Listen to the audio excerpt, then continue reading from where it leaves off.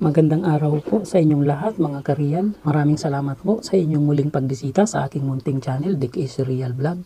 Ang purpose po ng video ito ay para makapag-share ng kaunting idea sa mga baguhan at maipaliwanag lamang po ang ilan sa mga dahilan kung bakit ayaw gumana at naugong lang ang inyong mga electric fan. Kaya alamin po natin kung ano ang mga maaaring dahilan nito at alamin din natin ang mga posibleng solusyon dito. Sa pagkakataong ito, ipapaliwanag at alamin natin ang tatlong dahilan kung bakit ayaw umandar at naugong lang ang inyong mga electric fan. Ang pinakaunang suspect kung bakit naugong lang at ayaw gumana ng inyong electric fan ay ang bushing at shafting. Ito po yung bushing, dalawa po yan, nasa loob ng ating motor, at ito yung shafting. Ito. Para ma-confirm ito na sira o may problema, tanggalin ang screen ng ating electric fan. Tapos, pihitin ang blade or ilisi. Kung matigas ang blade, pihitin, ibig sabihin, confirm na may problema ang bushing at shafting. Mas maganda, tatanggalin nyo yung pinakang blade. Tapos, aalugin nyo ito. Pagka inalug nyo ito at maluwag, taas baba, kaliwa kanan at maluwag, confirm na uugong lang ito. Kung sakali naman na matigas siyang pihitin, pakaliwa o pakanan man ang pihit at matigas ito, may problema pa rin yung bushing shafting. Kaya ito naugong. Okay? Pero pagka hinila, tulak mo siya, yung ganyan, naririnig nyo, ito naman kasi ay go, dinedemo ko po lamang kung paano ang pag-check kung may problema ang bushing shafting. Ay ganito. Yan, naririnig nyo, may clearance siya, tulak, hila. May clearance na maliit lang. Yun po yung normal. Pero kung pipihitin nyo po at matigas, may problema. Pwede siya na natuyuan ng langis. Ang gagawin lang po doon, baklasin lang po ito at langisan kung walang gas-gas yung shafting. Kung may gas-gas, obligado na papalitan po itong shafting. Pero kung siya naman ay madadala sa liha, lilihahin po, tapos lalagyan ng langis, pakikinisin. Kung madadala sa ganun, pwede po yun na solusyon. Pero kung talagang wala ng solusyon dahil hindi na makaya sa kiskis ng liha, papalitan na po ng bagong shafting at bushing.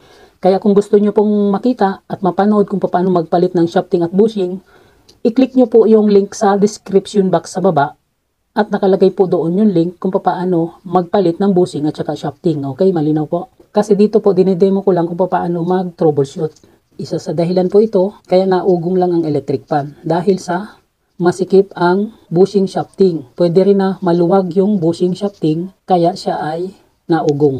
Ang technique po sa pag-alog nito, pag dito nyo po inalog ang pwersa sa dulo, pahila po, pahila. Kumbaga, hihilahin nyo po ng ganun, papunta sa inyo, tapos aalugin nyo po. Ang chinecheck po ninyo na bushing dyan ay yung nasa bandang unahan. Pero kung ang pag-alog ninyo po ay patulak, nakatulak po ng ganun, nakausog pa ganun, tapos inalog nyo po ng taas baba, kaliwa kanan, at naalog, ang may problema po nun ay yung nasa likod na bushing. Okay, malinaw? Pagpahila, tapos inalog, medyo hihilahin nyo po ang pwersa, papunta sa inyo, at inalog nyo kaliwa kanan, at ito ay alog, ang may problema po dito ay yung bushing sa bandang unahan. Malinaw po? Ibig sabihin, ganito po yan, dalawa po yung bushing, ito yung nasa bandang hulihan, ito. Ito yung nasa bandang unahan. Pagka inalog nyo dito, sa bandang unahan, pahila, ito po ang may sira kung alog. Mararamdaman nyo po yun. Tapos kung patulak naman, habang inaalog nyo, nakatulak siya, yung shafting, ang chinecheck po ninyo dun ay yung bushing sa likod. Okay, malinaw po? Ganun po ang pag-check kung may problema ang shafting at bushing. Pag maluwag o kaya masikip, may problema, kaya umuugong yung inyong electric fan. Kung hindi kayang solusyonan sa liha, ang gagawin po ay palitan ng bago. Sabay po yan na pinapalitan. Pag nagpalit ng shafting, palit din po ang bushing. Kung ang may problema ay yung likod, likod lang ang papalitan. Kung ang may problema ay harap, harap lang ang papalitan. Pero kung gusto nyo talagang matibay, palitan nyo na ng sabay. Pero kung nagtitipid kayo, palitan nyo yung tamang papalitan lang. Okay, malinaw? Ganun po yun. At kung sakali naman na po na napalitan ninyo yung bushing shafting at okay na yung pagka-fix ninyo ng bushing shafting. Kung sakali po na tinesting nyo at naugong pa rin, proceed po kayo sa pangalawang suspect. At ang pangalawa pong suspect o dahilan kung bakit ayaw gumana at naugong lang ang inyong electric fan ay ang start windings. Ano po yung start windings? Yan po yung windings ng motor na kasama ng running windings at saka speed windings sa loob. So para ma-confirm kung may problema, sira or putol ang start windings ng motor, buksan lang po ito at para makita natin ang loob at hahanapin po natin dyan yung kapasitor. Hanapin po ninyo kung nasaan ang kapasitor sa ganitong modelo. Ito po yung kapasitor nasa gilid, bandang ilalim. Minsan po nasa ibabaw yan. Depende po kung saan nakapwesto. Hanapin nyo lang po yung kapasitor at doon po natin i-check yung start windings kung may problema. Dito po, hanapin nyo po ito. May dalawang terminals po yung ating kapasitor. Dalawa po ang terminals ng kapasitor. Yan po ay ating babalatan ng bahagya para ma-check natin ang resistance ng start windings. I-check po natin ito gamit ang ohmmeter. Sa pagkakataong ito, ang gagamitin po natin ay digital multimeter. Kung normal po ang masusukat na resistance dito sa dalawang paa ng kapasitor, ibig sabihin wala pong sira. Ang gagawin lang po ay babalutin ulit yung binalatan. Pag ito'y binalatan, kaya balatan po ito natin, lagyan lang po ito ng allowance na 1 inch simula sa kapasitor. So ganyan. Yan. Balatan na yung isa pa. Ganun din, 1 inch din ang distansya sa kapasitor. Ayan. Okay, yan po. Nabalatan na po yung dalawang paa ng kapasitor. Yung terminals na yan, dyan po tayo mag-check ng resistance ng start windings. Kung normal ang resistance na masukat dito, ibig sabihin, good. Walang sira yung start windings. Ang gagawin, babalutan lang po natin ito ulit ng tape at magpo-proceed na po tayo sa pangatlong suspect. Kasi buo ang windings ng starting. At kung sakali naman na hindi gumalaw ang meter pointer ng ohmmeter, confirm na putol ang start windings. Nakuha po, start windings lang po yung putol. Kasi buo po ang running windings nito at saka mga speed windings. 1, 2, and 3 na speed windings. Bakit nasabi kong buo? Kasi po umuugong siya. Ibig sabihin may pumapasok na supply voltage sa running windings at saka speed windings, kaya siya ay naugong lang. Kaya siya ay hindi naikot kasi hindi kayang paikutin dahil putol yung start windings. Ang start windings po ang siyang tumutulong na palakasin yung puwersa para mapaikot yung rotor during starting operation ng electric fan. Hindi po siya gagana kung walang tulong mula sa starting windings. Ganun na rin yung starting capacitor.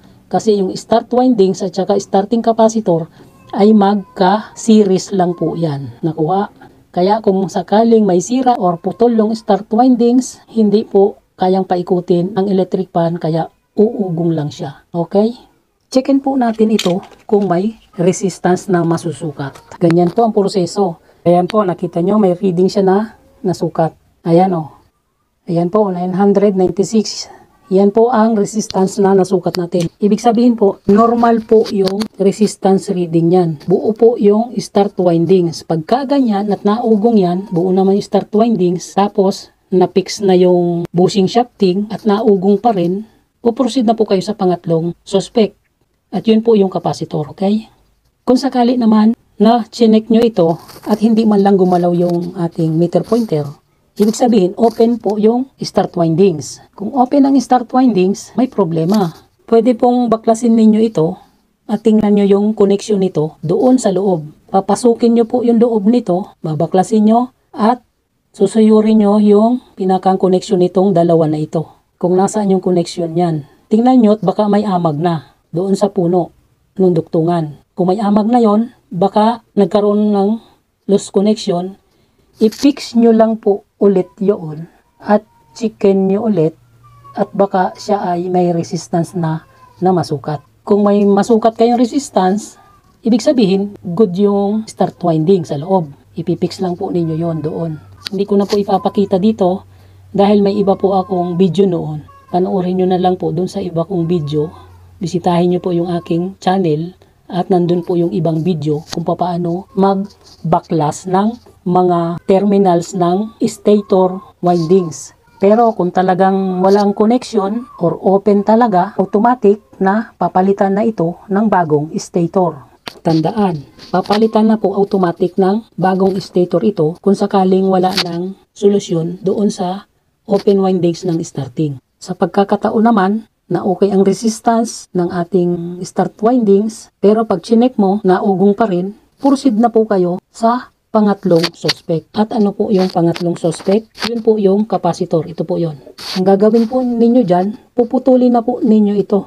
Dalawang terminals para ma-check nyo kung merong capacitance na tama ang sukat sa value ng capacitor. Puputulin lang po ito ng katulad nito. Putulin lang po ng ganito at i-check po yan gamit ang analog multimeter or capacitance tester. Kung gusto nyo pong malaman kung paano mag-check kung good ba or defective ang capacitor na ito, i-click nyo po yung link sa description box sa baba at nandun po yung link na kung saan ay mapapanood ninyo yung pag-check ng condition ng capacitor ng electric pan. Okay? Kung ma-check nyo naman na ang capacitor na tinanggal nyo ay sira, ito ay palitan na lang ng bago. At nasisiguro ko po na sa pagkakataong ito na napasadahan at nadaanan nyo na ang tatlong dahilan kung bakit naugong lang ang electric pan, ay malamang sa malamang na masusolusyonan nyo na ang problema ng inyong electric pan.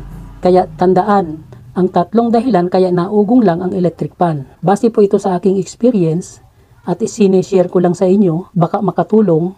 Kung may nalalaman pa kayong iba, kayo na po ang magdagdag. Kaya pagpasensyahan nyo na po yung aking pagbibigay ng tip o idea sa inyo dahil ito po yung aking napagdaanan na. At bago po tayo magtapos, tandaan ang tatlong dahilan kaya ayaw gumana at naugong lang ang inyong electric pan ay dahil sa maluwag or masikip, matigas iikot ang bushing at shafting. Pangalawa, putol ang start windings, walang koneksyon. At ang pangatlo, kaya naugong lang ang electric pan ay dahil sira ang kapasitor. Okay, sana po nakatulong po ito sa inyo. Dick is Real Vlog po, nagpapasalamat sa lahat ng inyong mga suporta, lalo na po sa aking mga subscribers na walang sawa sa pag-like at pag-comment sa aking mga videos. Mabuhay po tayong lahat.